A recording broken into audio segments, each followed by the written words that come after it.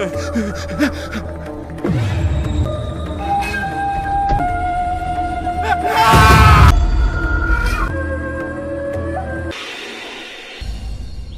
সাহেব, তাহলে কি আমরা জঙ্গলে কাঠ কাটতে যেতে পারবো? কাঠ না কাটলে আমার ছেলে মেয়ে খাবে কি? না না, কাঠ কাটতে তো আমাদেরকে যেতেই হবে। মোড়ল সাহেব, এর থেকে বাঁচার কি আমাদের কোনো উপায় নেই? উপায় একটাই আছে, প্রতিদিন একে একে মরার থেকে তোমরা সবাইকে একসাথে মরতে পারবে। মোড়ল সাহেব, একসঙ্গে মরবো মানে? আমি বলছি আমরা সবাই মিলে জঙ্গলটাকে ঘেরাও করে দেখব ওখানে এমন কি আছে যে প্রতিদিন গ্রামের একটা করে মানুষকে মরতে হচ্ছে। মোড়ল সাহেব, জঙ্গলে কোনো ভূত ভূত নেই তো? আমারও ওটাই সন্দেহ হচ্ছে। যে সেটাই তো আমাদের খুঁজে বার করতে হবে। তো থাও, আমরা কালকে জঙ্গলে হানা দেবো। ঠিক আছে মোড়ল সাহেব।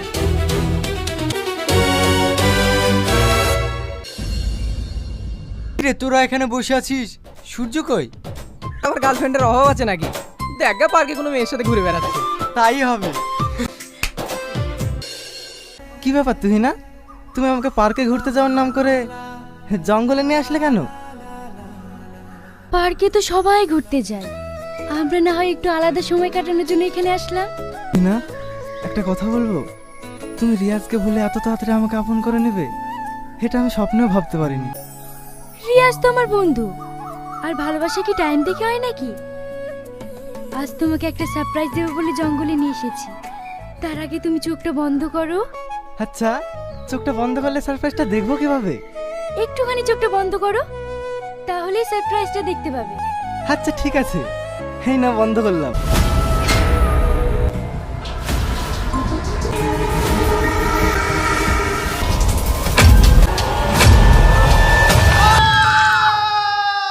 আবার একটা চাঞ্চল্যকর ঘটনা, জঙ্গল থেকে উদ্ধার হলো আবার একটি স্টুডেন্টের মৃতদেহ। এই নিয়ে আর কলেজে 15টি স্টুডেন্টের মৃত্যু হলো। পুলিশ এখনো তদন্ত চালাচ্ছে, এর পিছনে কেন জানা যায়নি। এরকম আপডেট পেতে আমাদের সঙ্গে থাকুন। ফিরে আসছি ছোট্ট একটি বিরতির পর।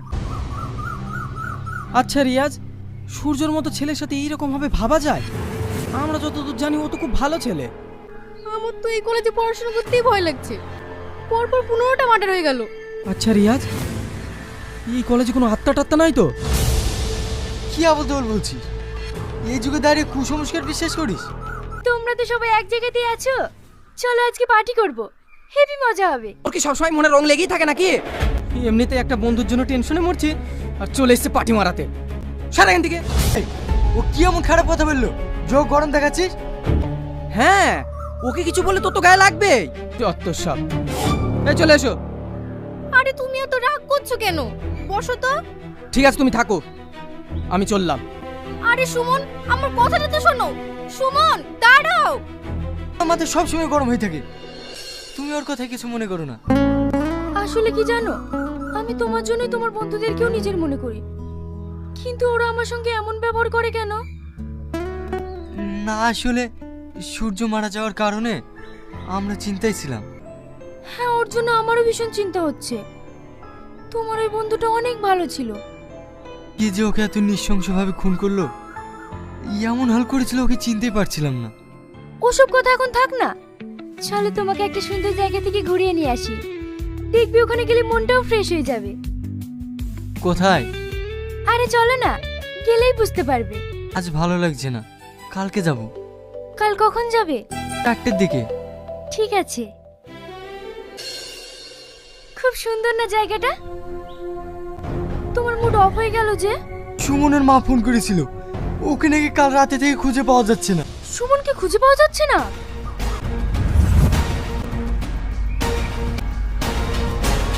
সুমন, সুমন, দাঁড়াও। তুমি? হ্যাঁ, আমি রিয়াজ একটু ঘুরতে এসেছিলাম, ওর সাথে বদমাইশি করছিল। রিয়াজ বাধা দিতে গিয়ে ওরা সবাই রিয়াজকে প্রচন্ড মারধর করেছে। রিয়াজের অবস্থা খুব খারাপ, তুমি তাড়াতাড়ি চলো। হ্যাঁ, তাড়াতাড়ি চলো। তুই না, রিয়াজ কোথায়? ওই দেখো, এখানে ঢাকা আছে।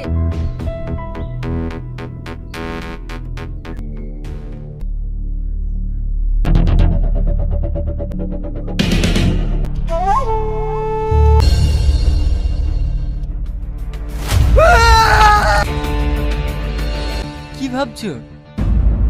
না না, কিছু না, চলো।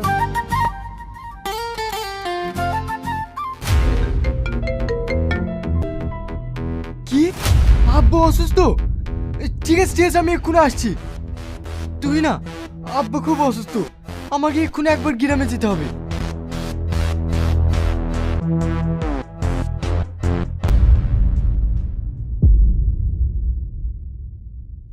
তোমার আব্বা কি আমার আব্বা নয়?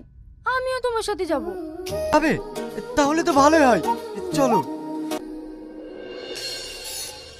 মা, আব্বা কেমন আছে? থেকে এখন একটু ভালো আছি।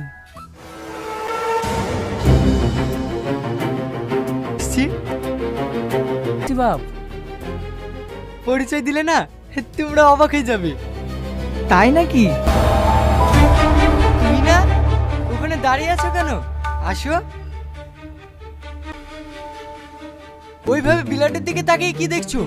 তুই না, তুই না। হ্যাঁ আসছি।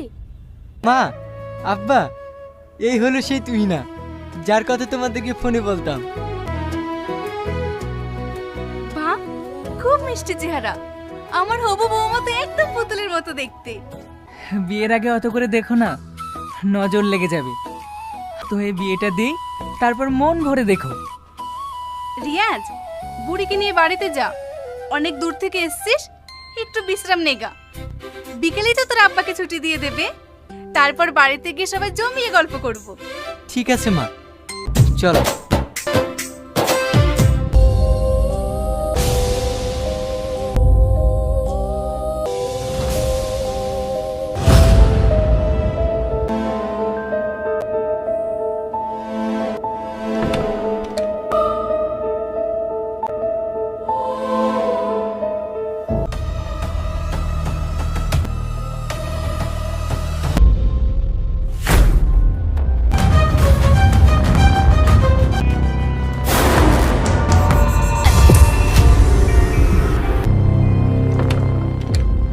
হসপিটাল থেকে নিয়ে চলে আসলেন আন্টি?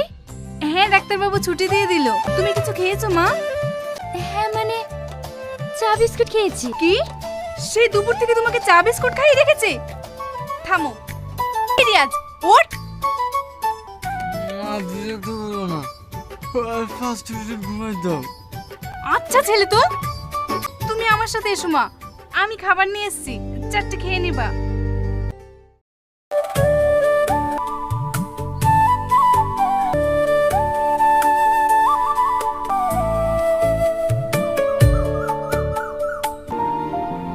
কি ব্যাপার মা, হবু বৌমাকে পেয়ে মনে হচ্ছে ছেলের কথা ভুলিয়ে গেছো। আমার কি খিদে লাগেনি? আমাকে খাইয়ে দিচ্ছে বলে তোমার হিংসা হচ্ছে নাকি? তো খাইয়ে দি, বস।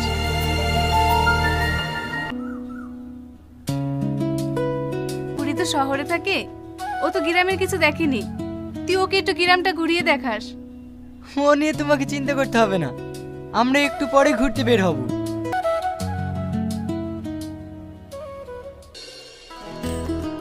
জঙ্গলটা খুব সুন্দর তাই না? সামনের দিকটা আরো সুন্দর। ওইদিকে একটা বড় পুকুর আছে জানো? ছোটবেলায় আমি ওই পুকুরে গা দিতাম।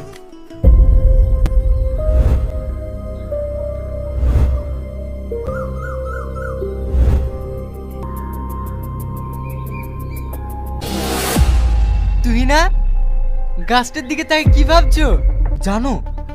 এই গাছটার একটা ইতিহাস আছে। আজ থেকে 12 বছর আগে এই জঙ্গলে রাক্ষস থাকতো।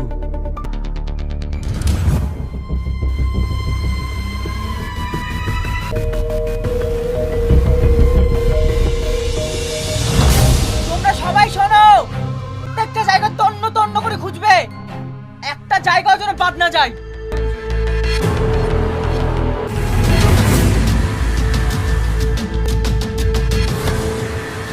জঙ্গলে মোরল সাহেব আমাদেরকে কেন নিয়ে আসলো বলতো?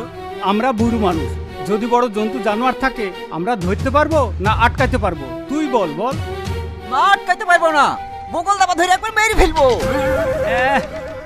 কথা বলে না, যার কোদাল নাই তার কোপ বেশি। ঠিক মতো হাঁটতে পারে না, আবার বলে বগল দাবা করবে। হ্যাঁ, ভালো করে খোঁজ। আমি তো খুঁজবই, তোমার মাঝে ধরে আছিস কেন? যাও দিকে যা। যাবো না, এই জঙ্গলে কত জন মানুষকে মেরে ফেলিছে। আমি তো না যাই, আমাকে তো পিঁপড়ের মতো টিপি মেরে ফেলবে। অত ভয় তো এসছিস কেন? বাড়িতে শুয়ে থাকবি, অপুষ্ট কথাকার। এই দুনিয়াতে আমি কাউকে ভয় করিনি, শুধু ভয় করে ভূতকে। ও উড়ে চলে যেতে পারে, তাই আমার পুরো বিশ্বাস ভূতের বাপের দিনে তোমাকে উড়িয়ে চলে যাবার। ওই জন্য তোমার মাথা ছাড়ছিনি। ও পুষ্টের বুদ্ধি দেখো। বাঁচাও বাঁচাও বাঁচাও বাঁচাও!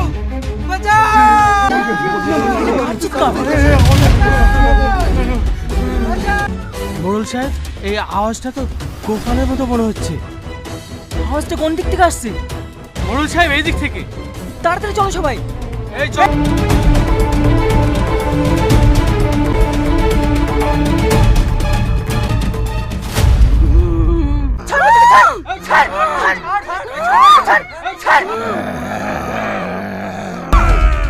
হ্যাঁ, ঘিরে ফেলে ওদেরকে, যেন পালিয়ে যেতে না পারে।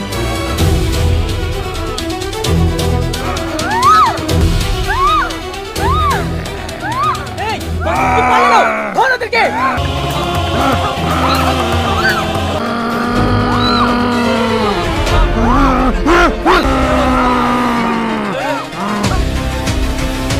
নিয়ে আয় ওদের, যেন কোনোভাবে পালাতে না পারে। ঠিক আছে মোড়ল সাহেব।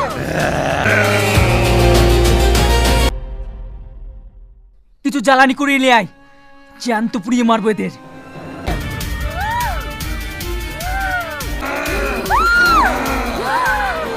বাচ্চাটাকে খুঁজে পেলাম না, জঙ্গলের মধ্যে খুঁজে যেন হারিয়ে গেল। পালিয়ে যাবে কোথায়? আগে এদের ব্যবস্থা করি, কাল যেভাবে হোক ওদেরকে খুঁজে বের করে শেষ করে দেবো।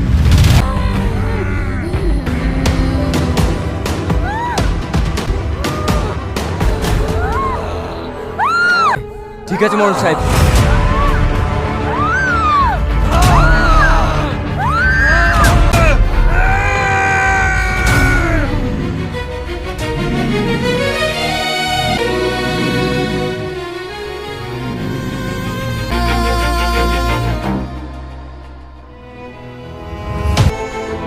কি হলো তুই না?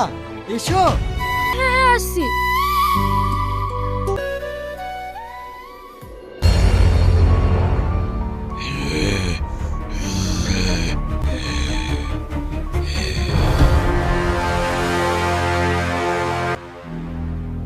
কি বাবা তুই এখানে? রিয়াজকে কি স্বীকার করতে পেরেছিস? রিয়াজকে তুমি জানো? কে ও? মনে আছে ভাই, আজ থেকে 12 বছর আগে যে লোকটা আমাদের বাবা মাকে জ্যান্ত পুড়িয়ে মেরেছিল, রিয়াজ সেই লোকটারই ছেলে। কি? তুই কি করে জানলি? আমি রিয়াজের সঙ্গে ওদের গ্রামে গেছিলাম, আমি ওখানে সব কিছু দেখে এসেছি। আই যদি হয় তাহলে শপথ কর ওই গ্রামের একটা মানুষকে বাঁচতে দেবো না।